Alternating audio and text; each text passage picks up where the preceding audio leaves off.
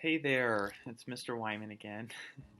I'm making this video in order to provide you with a read aloud for the play The Lion and the Mouse. And this comes out of the Storyworks Junior magazine. And I'm going to be providing a bunch of texts from these magazines. And I'm excited to share them with you. But prior to reading the play for you, and as you listen to and watch this video, you'll have the text right in front of you. I want to actually review some drama concepts, some ideas about drama or plays, right? So drama is another word for play. And this comes from a really nice teaching tool called the Performance Coach book, and this is in preparation for the PSSAs, but this is a third grade curriculum material or tool that I really like the information in it. So here we go. Read along in your mind as I read out loud. Dramas are special kinds of fiction stories. They are stories that people perform on a stage or in front of a camera. Sometimes a drama is called a play. In this lesson, we will learn about drama and how it is the same as and different from other kinds of fiction stories. Almost like a compare and contrast here. Acts and scenes. Many fiction stories are divided into parts called chapters. A drama is divided into parts called acts or scenes. An act is the largest part of a play. It is like a chapter in a book. A scene is a smaller part of an act. One act may have several scenes. What happens in the acts and scenes tells the story events. The one way of thinking of a scene is like a section, right? Setting. In stories, authors usually give a lot of information. They tell what the setting and characters look like. They tell what the characters do and how they feel. Plays are different. People mostly watch a drama, so it does not have as many details. People see the details when they watch it. The setting they see is called a set. In a drama, the author tells a little about the setting at the beginning of an act or scene. The words are usually in italics or slanted type. Read this setting. Where does this drama take place? Also, I want to tell you that italics, when you're reading a drama and you're reading it to yourself, italics is information or text that's not read out loud. That's not being spoken by the characters of the play. So, what is this setting? A sunny fall day, the curtain opens on a large room with many desks and chairs. At the front of the room is a chalkboard with the words, "Welcome, students." If that were written at the beginning of a drama or a play, and you read it to yourself and you're trying to understand how this play is going to work, what do you picture in your mind? Because this setting would be like set up on a stage. What kind of play do you think is going to happen, or what do you think is about to take place? Well, it seems like this is going to be a school room, right? So this is probably going to be a play about students and a teacher and an educational environment. So, characters. Like other stories, a drama has characters. The characters in a drama are called the cast. A list of the cast is included at the beginning of the play. It is called the cast of characters. In a drama, the cast names are shown in all capital letters. Read this cast of characters. How many characters are in this cast? I want to draw your attention to the fact that after each name, it says a little something about the character. Some plays have this, some plays don't, but it's really helpful to understand what kind of character it is. When it says a narrator, that usually just means that this is a person who's going to read the information, like background information for the play to help with understanding. Dialogue. The characters in a play do a lot of talking. In fact, almost the whole story is told through dialogue. The words the characters say are called dialogue. Dialogue helps you learn what the characters feel and think. The dialogue in a play looks different from dialogue in a story, like when you're reading it. It does not have quotation marks around it. The words the characters speak come after their names, which words are spoken in the example below. Now, they put in here some tricky, like one trick. There is actually stage directions in here, and that's what's in parentheses next to Layla, the first Layla speaking part. And you're going to learn about the stage directions in a second. But the way you would read this is, instead of reading the name of the character, you would just read, Layla, this is Billy. Billy just moved here. Hi, Billy. How do you like our school so far? It's a lot bigger than my old school. I hope I don't get lost. Don't worry, I'll help you. Everyone will. I know because I was a new student last year.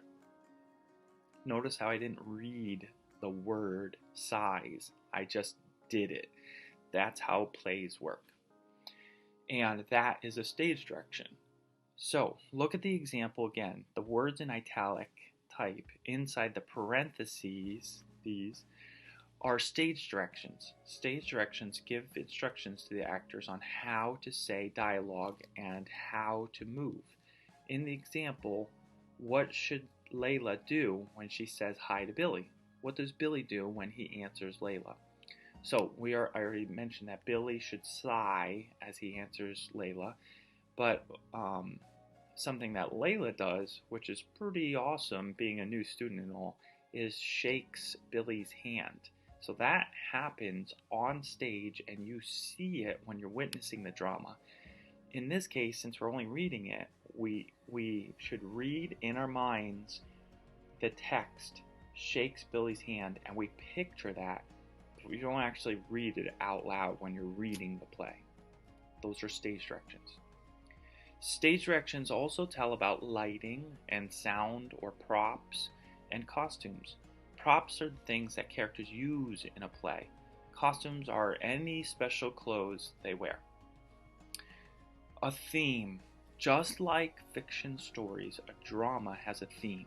And the drama that you're about to read or listen to has a theme, and in our case, because it's a fable, it's called a moral, a lesson or moral of the story.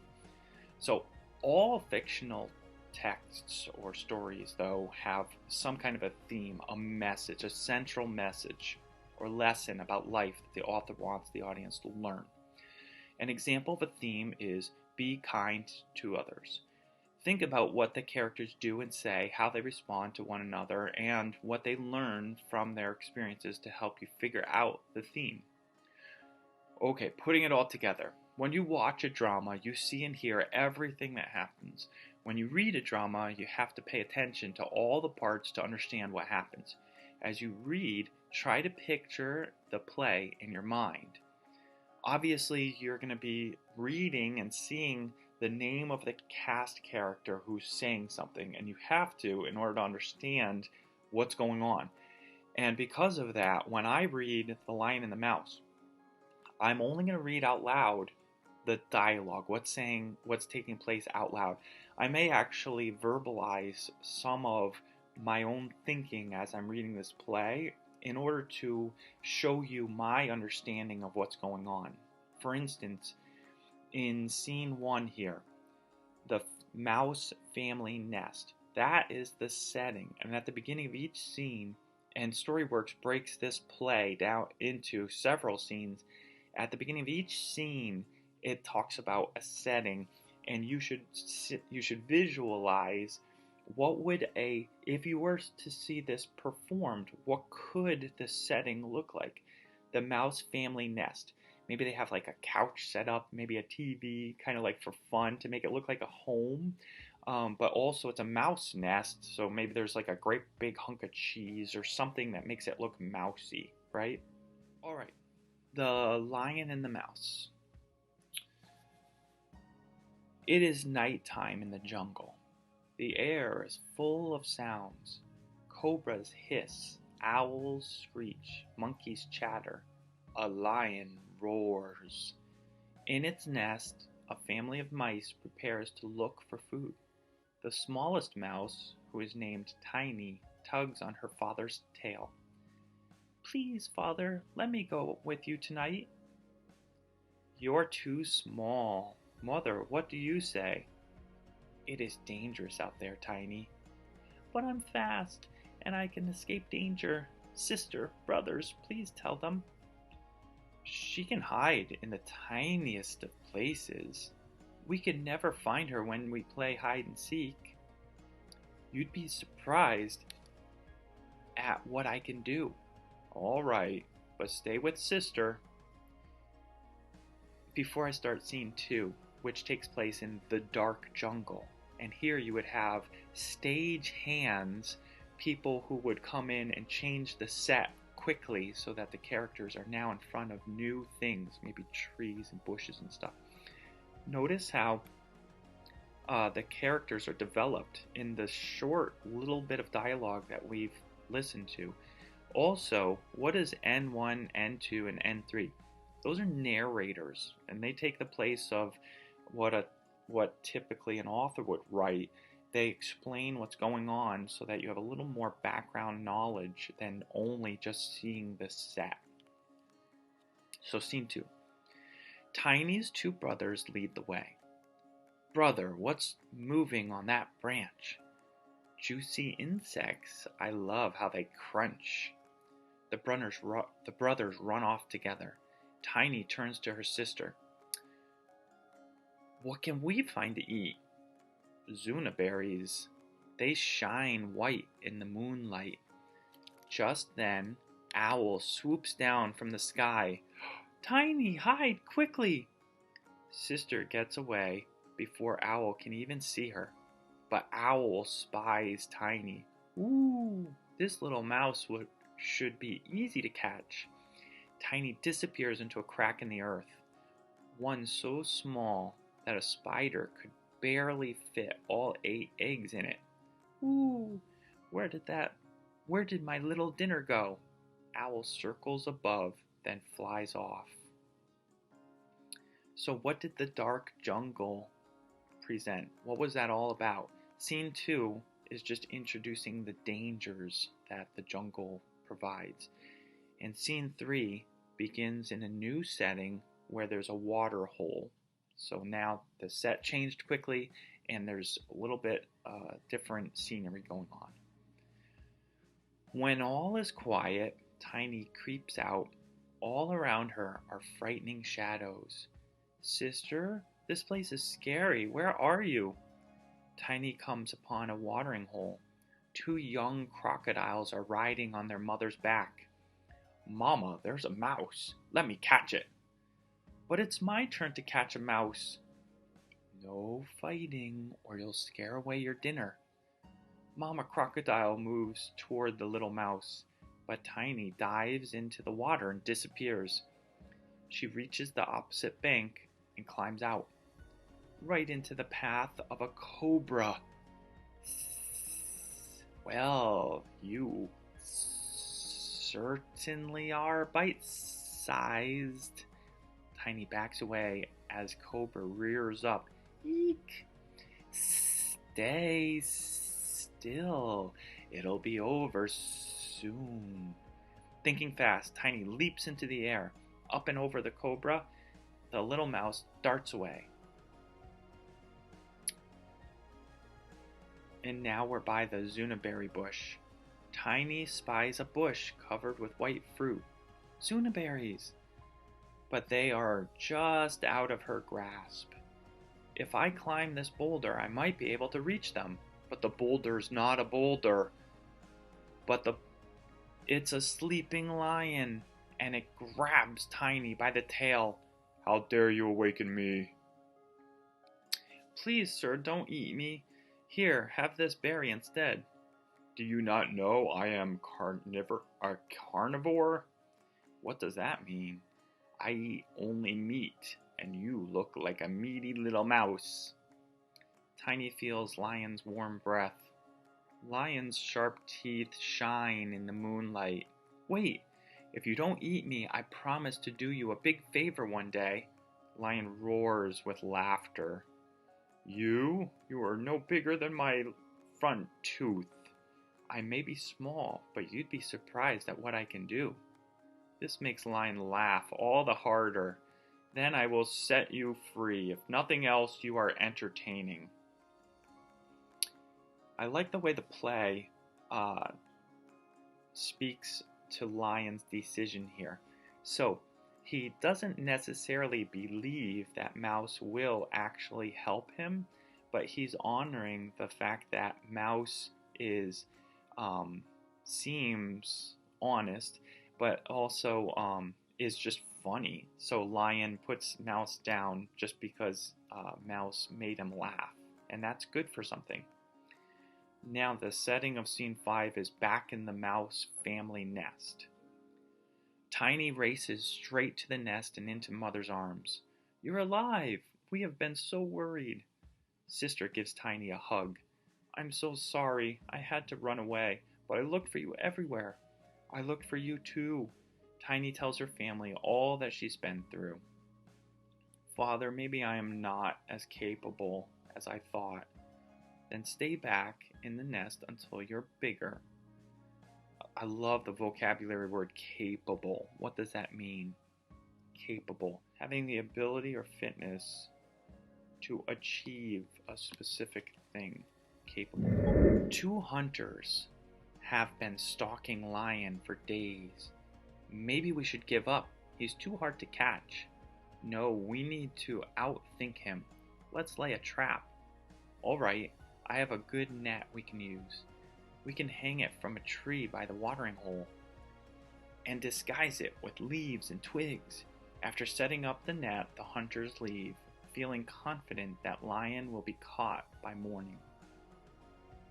That night, Lion goes to the watering hole. A giant net falls from the tree. Lion is trapped. The more Lion tries to escape, the more tangled he becomes. Oh, creatures of the forest, help me, help me. But no one comes to the aid of the ferocious beast. Safe in her nest, Tiny is asleep. Lion's roars awaken her. It's the lion who spared my life. He's in danger. Forgetting her fears, she goes out into the night. She follows the sound of Lion's howls to the watering hole. Have you come to tease me? No, I promised I would help you, and here I am. How can you help me? You'd be surprised at what I can do. That's the second time Mouse tells Lion that he's about to be surprised. With her sharp little teeth, Tiny chews away at the thick ropes. She chews and chews. As the sun rises, Tiny bites through the last piece of rope. I'm done! Lion, you are free! Lion rises to his feet and the net breaks apart. Never could I imagine being saved by such a small creature. See, sometimes even the smallest can help the strong. Lion bows before his new friend. He is grateful for her help. He carries her to the zunaberry bush and lifts her up high so she can enjoy a delicious feast. And here you have gratitude. The lion was grateful to the mouse. Was the mouse grateful to the lion? Yeah. And how did Mouse show her gratitude?